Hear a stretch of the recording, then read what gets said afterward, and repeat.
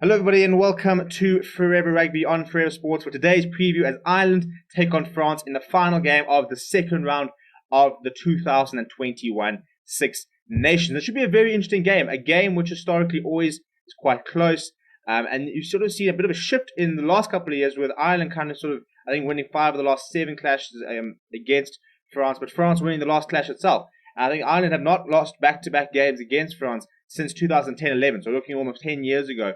However, we are looking at an Irish side which has been sort of plagued with injury.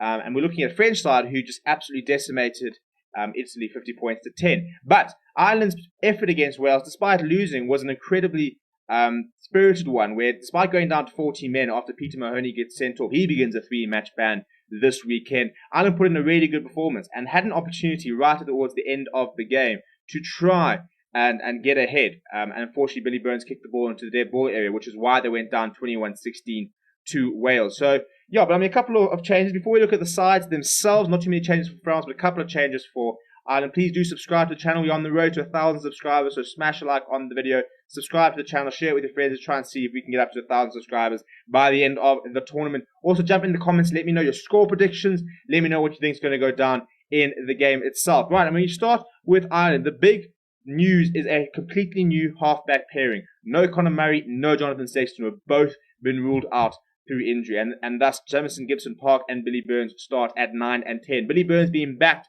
despite his mistake last weekend, and Andy Farrell said that he is strong. He said Billy is a proper footballer. He said, and he realizes everyone makes mistakes, and given it is international rugby, he understands the extent of that. He is a true professional. His team are right behind him, and he has trained outstandingly well this week. He is a very exciting player, and I think it's difficult to judge a player who makes that. I mean, it's a massive mistake to make, no doubt about that, and he'll be kicking himself forward. But now this is, as a player, it's exactly what you want. You want the opportunity to go in and play immediately and try and put in a good performance, try and put that mistake behind you. Other changes in the pack, which sees Ian Henderson and Rhys Riddoch come on. Ian Henderson's actually captaining the side in the absence of Jonathan Sexton, so a big moment for him. It's the first time he is captaining the side. But apart from that, I thought Gary Ringrose and Robbie Henshaw were both particularly good last weekend. I was very impressed with the centre pairing. And then CJ Stunner was characteristically gets around the park, makes a lot of carries, a lot of physicality. He put Falatau on his backside last weekend in a fantastic run. So it's a good Ireland side. It's not their best side, but I think they're taking a lot of heart in how well they managed last weekend, despite going down 40 men for most of the game. And I think if they'll be hoping for, first of all, a full 80 minutes with 15 men on the park. But I think they also have to understand that discipline is a problem, and you can't afford to have something like that happen so early in the game where you are there up against it for the rest of the game. In terms of the French side, not too many changes there.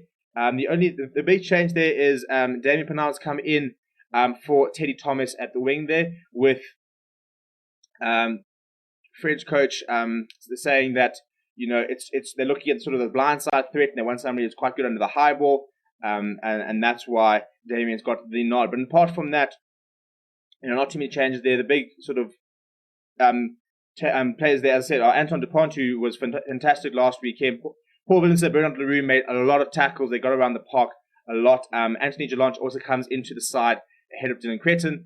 And then the back line, look, I thought Mathieu Zellebert was very good last weekend. Had an opportunity to try and make a statement. I thought he did, actually. So the thing with this French side is that it's just such an exciting side. It's a side that likes to keep the ball alive.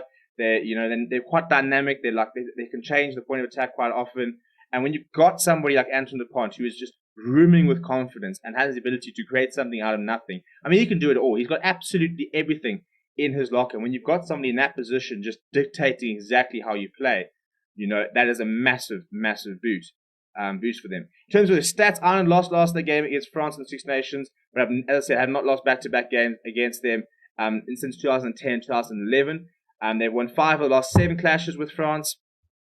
Before that, they won 4 of their previous 30 meetings. This is why I said the momentum has shifted in terms of Ireland now winning more games. And then, another big stat, as I said, Anton Dupont assisting 4 tries in round 1, the joint most by any player ever in a championship match, equaling the record set by Freddie Michalak in 2006. So it's set up to be a really good game. I think you've got to back France for me, given how they're playing, given the fact I think they've only lost 2 of their last sort of 10 Six Nations games.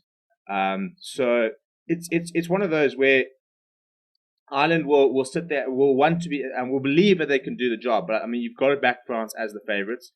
And yeah, so I'm going to go with France. I'm going to probably go about 10 points. I don't think it's going to be that big of a margin. I think we're going to in for a much tighter game. Hopefully, we're in for a tighter game. It's always much more watchable when both sides are competitive. But I do think that France has just got too much confidence, and their team's just too good. And with a depleted Ireland side, I think that France will probably have the edge. But let me know what you think in the comments below. As I said, please do smash a like. Please do subscribe to the channel. My name is Steven, and I'll chat to you very soon.